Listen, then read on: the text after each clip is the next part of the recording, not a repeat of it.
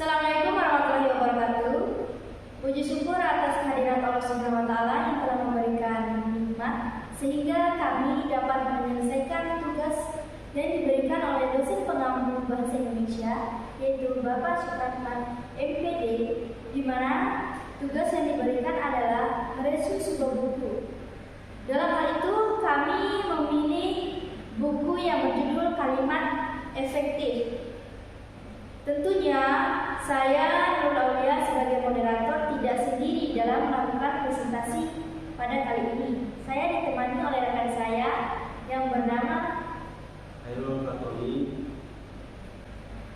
Untuk mempersingkat waktu, langsung saja saya akan memberikan kesempatan kepada Bapak materi untuk memaparkan beberapa materi tentang kalimat efektif. Kepadanya dipersilakan. Baik, kita mulai dari bab 1, yaitu pembahasan. 1. Diksi atau pilihan kata. Dalam bahasa Indonesia, kata diksi berasal dari kata dictionary, atau dalam bahasa Inggrisnya yang kata dasarnya diction, berarti perihal pemilihan kata. Jadi, diksi membahas penggunaan kata terutama pada soal kebenaran, kejelasan, dan keefektifan.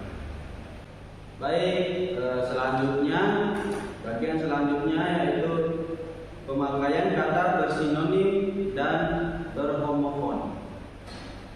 Kata-kata yang bersinonim ada yang dapat saling menggantikan, ada pula yang tidak. Karena itu, kita harus memilihnya secara tepat dan seksama. Misalnya, kata asas bersinonim dengan kata dasar, pokok, dan prinsip. Dalam penggunaan kalimat, keempat kata tersebut tidaklah semuanya bisa saling menggantikan satu sama lain. Contoh, jagung makanan asas bangsa itu. Penggunaan kata asas dalam kalimat tersebut kurang tepat sehingga kalimatnya tidak efektif. Akan menjadi tepat bila kata asas diganti dengan kata pokok. Kalimatnya menjadi jagung makanan pokok bangsa itu. Baik, selanjutnya adalah pemakaian kata bermakna denotasi dan konotasi. Sebuah kata yang hanya mengacu pada makna konseptual atau makna dasar berfungsi denotatif. Kata lain kecuali denotasi juga merupakan gambaran tambahan yang mengacu pada nilai dan rasa berfungsi konotatif. Makna konotasi dibedakan menjadi dua bagian, yakni konotasi positif dan konotasi negatif. Konotasi positif adalah makna tambahan dari makna kata sebenarnya yang bernilai rasa tinggi, baik, sopan, santun, sakral, dan sejenisnya. Sementara itu, makna konotasi negatif adalah makna tambahan dari makna kata sebenarnya yang bernilai rasa rendah, kotor, porno, jelek, jorok, dan sejenisnya. Misalnya, kita ambil contoh kata mati. Kata mati bersinonim dengan kata meninggal, gugur, wafat, mangkat, tewas, binasa, dan mampus. Kata tidak bisa mengatakan kalau seorang penjahat mati ditembak polisi karena kejahatannya seperti ini. Misalnya, penjahat itu wafat, gugur, atau mangkat ditembak polisi karena merampok uang kemarin. Akan menjadi efektif kalau kata wafat, gugur, atau mangkat dalam kalimat tersebut diganti dengan kata tewas karena situasi kalimatnya memang mendukung. Konotasi penjahat adalah jelek, tidak baik. Oleh karena itu, kata yang tepat digunakan adalah kata tewas. Selanjutnya, pemakaian kata umum dan kata khusus. Perbedaan ruang lingkup acuan makna suatu kata terhadap kata lain menyebabkan lahirnya istilah kata umum dan kata khusus. Makin luas ruang lingkup acuan makna sebuah kata, makin umum sifatnya. Makin sempit ruang lingkup acuan maknanya, makin khusus sifatnya. Dengan kata lain, kata umum memberikan gambaran yang kurang jelas, sedangkan kata khusus memberikan gambaran yang jelas dan tepat. Karena itu, untuk mengefektifkan penuturan lebih tepat, dipakai kata khusus daripada kata-kata umum. Misalnya, yang pertama, melihat, seperti memandang gunung sawah laut, menonton wayang drama atau menonton film, dan menatap muka, menatap gambar. Yang kedua, buah, contohnya seperti apel, buah mangga, buah durian, buah pisang, dan lain sebagainya. Dan yang terakhir yaitu bunga, seperti bunga melati, bunga mawar, dan sebagainya. Baik, selanjutnya pemakaian kata-kata atau istilah asing. Dalam membuat kalimat, penggunaan kata-kata atau istilah asing terdapat mungkin dihindari. Hal ini dimaksudkan agar informasi yang kita sampaikan dapat diterima dengan baik oleh lawan bicara kita. Pusat Pembinaan dan Pengembangan Bahasa menggunakan beberapa pertimbangan untuk menerima dan menolak unsur pungutan. Pertimbangan-pertimbangan tersebut ialah: yang pertama, perasaan cermat tidaknya bahasa sendiri dalam perbedaan nuansa makna biologi atau biologis. Yang kedua, perlu tidaknya kata yang bersinonim, asimilasi atau pembauran. Yang ketiga, ada tidaknya pengakuan gengsi bahasa asing, seperti kalibrasi, evaluasi, dan lain sebagainya. Dan yang keempat, tinggi rendahnya kemampuan serta kemahiran dalam bahasa sendiri, misalnya dalam mana, di mana, dan kepada siapa. Dalam memilih kata, hendaknya kita memperhatikan norma atau nilai-nilai yang berlaku dalam masyarakat pemakaian bahasa. Baik, selanjutnya yaitu pemakaian kata abstrak dan konkret. Kata abstrak adalah kata yang mempunyai referen berupa konsep, sedangkan kata konkret adalah kata yang mempunyai referen berupa objek yang dapat diamati. Kata abstrak sulit dipahami daripada kata konkret. Dalam hal menulis, kata-kata yang digunakan sangat bergantung pada jenis dan tujuan penulisan. Jika yang akan dideskripsikan suatu fakta, tentunya harus lebih banyak digunakan kata-kata konkret. Akan tetapi, jika yang dikemukakan ialah klasifikasi atau generalisasi, maka yang banyak digunakan ialah kata-kata abstrak.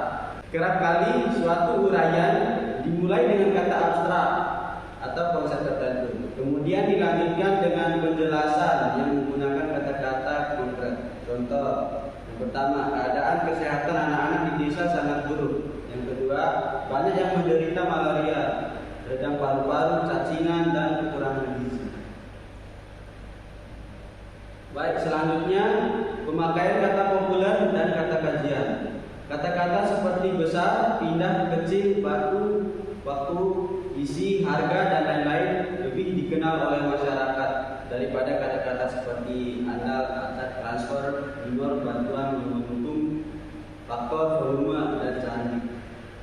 Kelompok kata yang pertama termasuk kata-kata populer.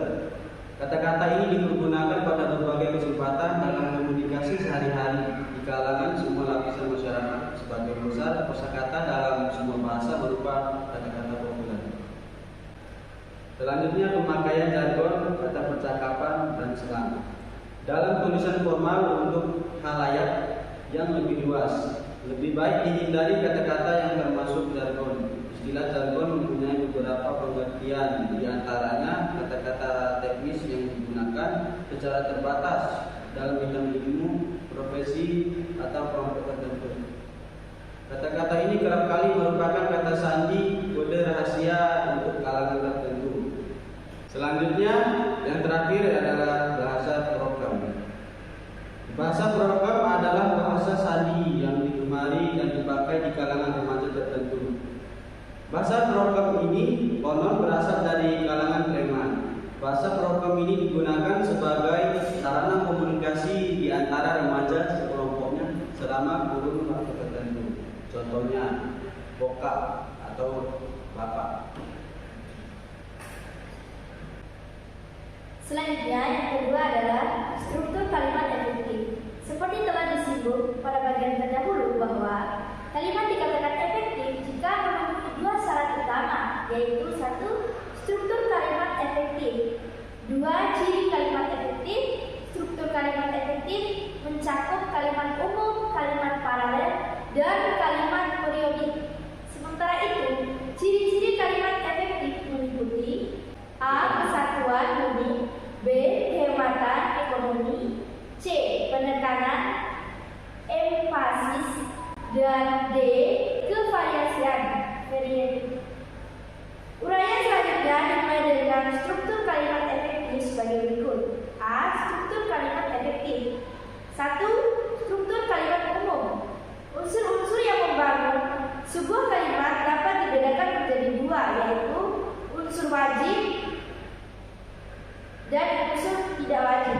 Unsur wajib adalah unsur yang harus ada dalam sebuah kalimat, yaitu unsur subjek dan predikat. Sedangkan unsur tidak wajib atau unsur mana suka adalah unsur yang tidak boleh ada dan boleh tidak ada, yaitu kata kerja bantu, harus, boleh, keterangan aspek, sudah, akan, keterangan tempat, waktu, cara, dan sebagainya.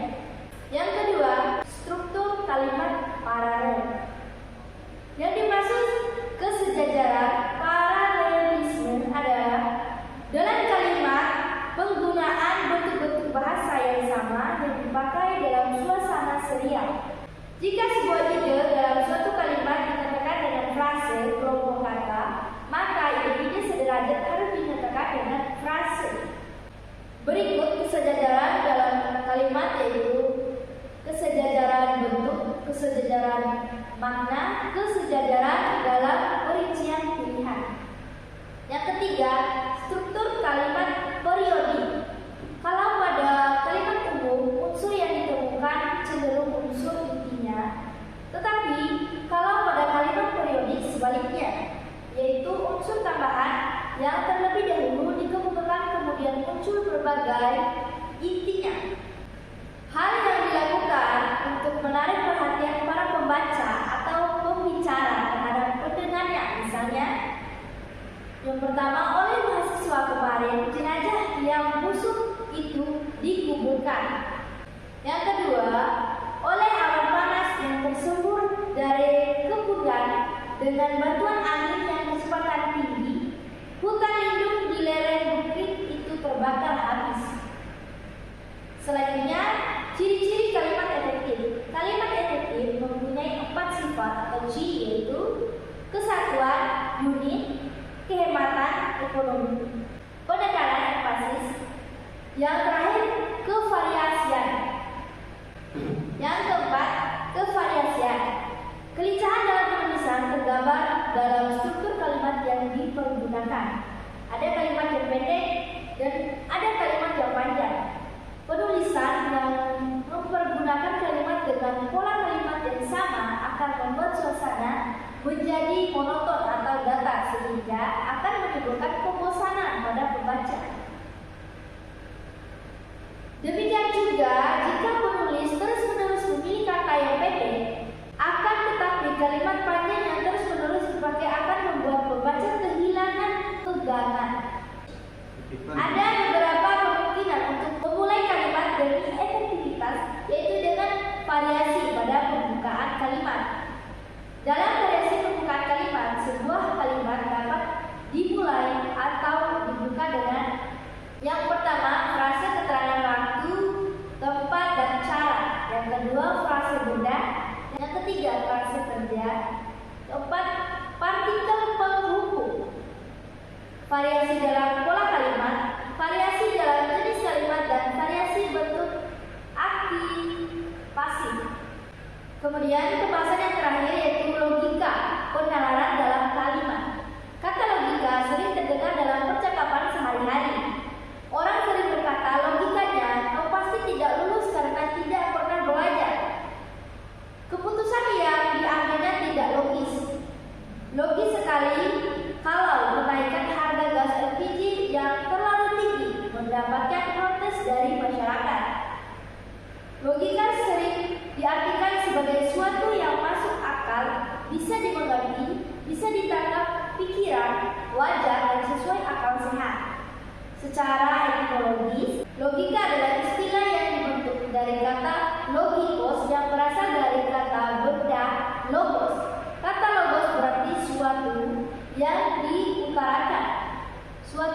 pertimbangan akan atau pikiran kata percakapan atau ungkapan lewat bahasa. Kata logikos berarti mengenai suatu yang diutarakan, mengenai suatu pertimbangan akal, mengenai kata, mengenai percakapan atau berkenaan dengan ungkapan lewat bahasa. Dengan demikian, dapatlah dikatakan bahwa logika adalah suatu pertimbangan akal atau pikiran yang diutarakan lewat kata yang dinyatakan dalam bahasa. Dalam hal logika, bahasa adalah tanda untuk mengungkapkan dan menyatakan apa yang kita pikirkan. Contohnya, A. Kesimpulan umum. Kesimpulan umum adalah kesimpulan yang dibuat berdasarkan fakta-fakta khusus. Proses penarikan kesimpulan umum dari fakta-fakta khusus ini merupakan proses bernalar yang dilakukan secara induktif. Contoh penalaran induktif ini misalnya kita ambil fakta khusus dari dunia hewan. Dalam dunia hewan kita lihat bahwa ayam bertelur. B. Kesimpulan khusus. Kesimpulan khusus adalah kesimpulan yang ditarik berdasarkan suatu pernyataan umum dan suatu pernyataan khusus. Proses penarikan kesimpulan berdasarkan suatu pernyataan umum dan suatu pernyataan khusus ini merupakan suatu proses bernalar yang dilakukan secara deduktif. Contohnya, semua dokter tulisannya jelek. C. Persamaan analogi. Analogi adalah kesimpulan yang ditarik dengan jalan menyampaikan atau memperbandingkan suatu fakta khusus dengan fakta khusus lainnya. Kesimpulan berdasarkan analogi ini seringkali menyesatkan karena kedua fakta khusus yang diperbandingkan itu tidak ada relevansinya. Perhatikan dua contoh berikut ini. Yang pertama, rektor universitas harus bertindak seperti seorang jenderal, menguasai anak buahnya agar disiplin bisa dipatuhi. Yang kedua, hidup ini laksana orang mampir ke warung. Begitu kebutuhan telah terpenuhi, ia segera meninggalkannya. D. Alasan atau argumentasi. Alasan atau argumentasi adalah suatu yang diberikan untuk membenarkan atau menguatkan suatu pendapat atau pendirian. Perhatikan contoh berikut. Lalu lintas ibu kota seringkali macet karena banyak pengemudi yang tidak mematuhi peraturan lalu lintas. Alasannya, banyak pengemudi tidak mematuhi peraturan lalu lintas. Sekian hasil presentasi dari kami mengenai kalimat efektif. Lebih dan kurangnya kami ucapkan mohon maaf. Kami dari kelompok 2 mengucapkan terima kasih. Wassalamualaikum warahmatullahi wabarakatuh.